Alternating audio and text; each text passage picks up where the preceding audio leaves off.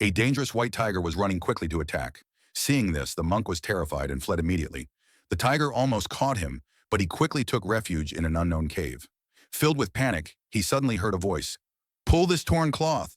But the monk noticed that on the cloth there were mysterious symbols, and he did not dare touch it. Then a monkey's voice said, "If you don't want to become the tiger's prey, hurry up and pull it." At the moment when the white tiger was about to enter the cave, the frightened monk immediately pulled the cloth. Instantly, the earth trembled. The mountain began to shake. At that moment, the monkey named Wukong used all his strength to free himself from the prison of the Five-Finger Mountain.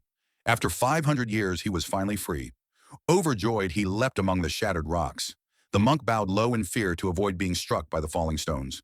Suddenly, the white tiger was hurled into the air by the tremor, but it quickly regained its balance and attacked Wukong again. However, Wukong grabbed its tail, spun it around, and hurled it 10,000 meters away. Then Wukong shouted, "Come to me!" Immediately, a glowing staff split the mountain and flew toward him. It was his trusted weapon, the Ruyi Jingu Bang, which he had finally recovered after 500 years. Wukong raised his weapon and with a single blow destroyed the white tiger into 1,000 pieces. Then he approached the monk and asked, "Are you the one I have been waiting for?" "Perhaps not," replied the monk, "but the gods have ordered me to protect a monk and lead him to the west to obtain the sacred scriptures. Perhaps you are that one." The monk answered that he came from the Eastern Tang Empire. Hearing this, Wukong said, "Then you truly are the one I have been waiting for, because the goddesses have already declared, 'I will protect you and take you to the west.'" But the monk replied that he did not need Wukong's protection. Hearing this, Wukong was delighted and leapt away. Suddenly, the monk's chest opened by itself, and a golden crown emerged, which was in fact a magical diadem. The crown flew toward Wukong and instantly fixed itself on his head. Furious, Wukong shouted, "What is this? Why can't I take it off?" The monk replied that he himself did not know what it was, but looking more closely, he noticed an inscription. He thought that if he recited the mantra, the crown would fall.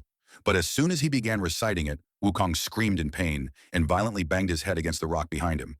The impact threw the monk far away, interrupting his chanting. Wukong threatened, "Remove this!" But the monk truly did not know how to take it off. Suddenly, the goddess Guanyin appeared. She told Wukong that the only way to remove the golden crown was to protect the monk and escort him to the great Buddha temple, so that he could obtain the true sacred scriptures. That was the only path. Before Guanyin could even finish speaking, Wukong had already leapt onto his cloud, rushing toward the temple. But when he landed, he saw that the monk had already arrived before him. He looked around and realized that he had returned to the starting point. The monk then said, "The path to obtaining the scriptures is not easy.